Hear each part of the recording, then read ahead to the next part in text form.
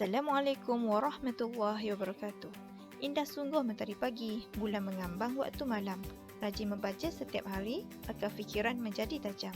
Saya Siti Nurhayani binti Abdullah dari Perpustakaan Masjid Putra Putrajaya. Hari ini, saya akan membuat satu resensi buku untuk buku yang bertajuk Berfikir secara logik dan kritis, panduan meningkatkan ketajaman analisis dan membuat keputusan. Buku ini telah dikarang oleh Puan Aina Muhammad dan Abdullah Hassan. Ia merupakan buku yang telah diadaptasikan daripada buku bertajuk Pemikiran Logikal dan Kritikal. Buku berfikir secara logik dan kritis ini diterbitkan oleh PTS Millennial Sdn Bhd pada tahun 2005. Fizikal buku ini mengandungi 291 muka surat, berilustrasi dan berketinggian 23 cm.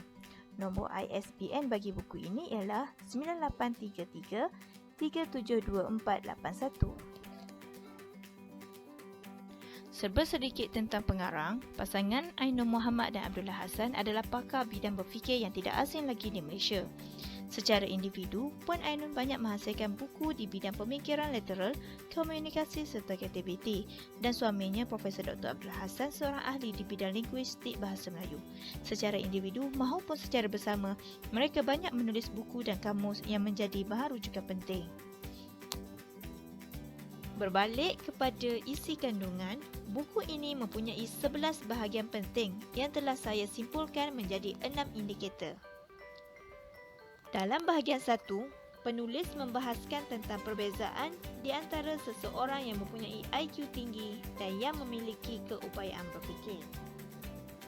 Pada bahagian 2 pula, penulis mengulas tentang peranan budaya dan sejarah suatu tempat dalam mencorak pemikiran seseorang.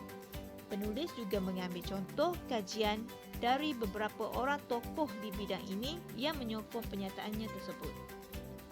Pada bahagian 3, 4 dan 5 pula menceritakan secara mendalam tentang teknik, prinsip, proses dan kaedah berfikir serta cara pemikir kritikal berfikir dan berhujah.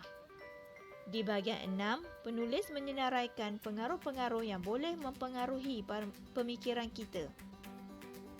Proses pemikiran yang salah akan menjadi punca kesilapan dalam membuat keputusan. Penggunaan paradigma yang betul akan dapat membuat perubahan yang baik.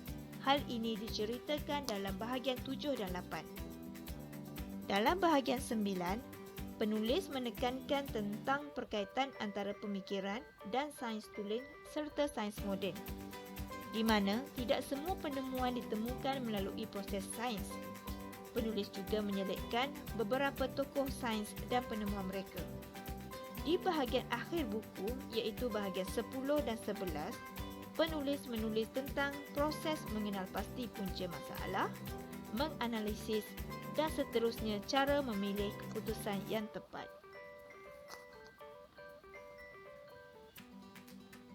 Secara ringkasnya, buku ini menceritakan tentang psikologi cara berfikir dan menilai semula corak pemikiran kita serta apa yang mempengaruhi minda kita dalam membuat keputusan di samping menjalani kehidupan kita seharian. Buku ini sangat seronok untuk dibaca kerana ia diselitkan dengan kisah-kisah nyata yang boleh dijadikan tauladan. Terdapat juga penggunaan istilah psikologi tapi masih boleh difahami walaupun pembacanya tiada latar belakang pengetahuan psikologi kerana ia berserta contoh cerita yang mudah. Gaya bahasa yang digunakan mudah difahami, ringkas serta tata konsep buku yang menarik. Terdapat juga banyak mutiara kata yang sangat berharga. Ini merupakan antara mutiara kata yang paling terkesan kepada saya apabila saya membaca buku ini.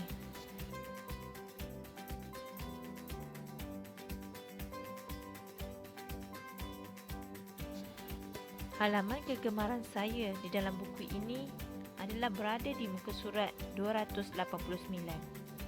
Ya, tapi adalah kata-kata yang biasa saja kita dengar di mana-mana. Begitu kita suka menilai idea sehingga sangat jarang kita memberi peluang pada sesuatu idea untuk tumbuh dan berkembang.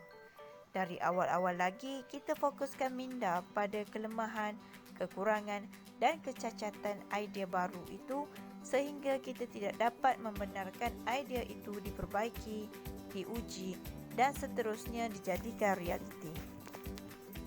Antara pengajaran yang terdapat di dalam buku ini ialah kita dapat meningkatkan ketajaman fikiran dalam menganalisis sesuatu perkara sebelum membuat keputusan. Kita juga dapat belajar untuk berfikir di luar kotak dan keluar dari zon selesa. Selain itu, kita dapat memahami kemahiran berfikir dan corak pemikiran manusia yang pelbagai. Sebagai kesimpulannya, saya sangat mencadangkan anda untuk membaca buku ini agar dapat memahami dan meningkatkan kemahiran berfikir secara logikal dan kritikal, supaya kita boleh mempraktikkan kemahiran tersebut dan menghindari kesilapan dalam membuat keputusan. Sekian saja daripada saya. Terima kasih kerana mendengar.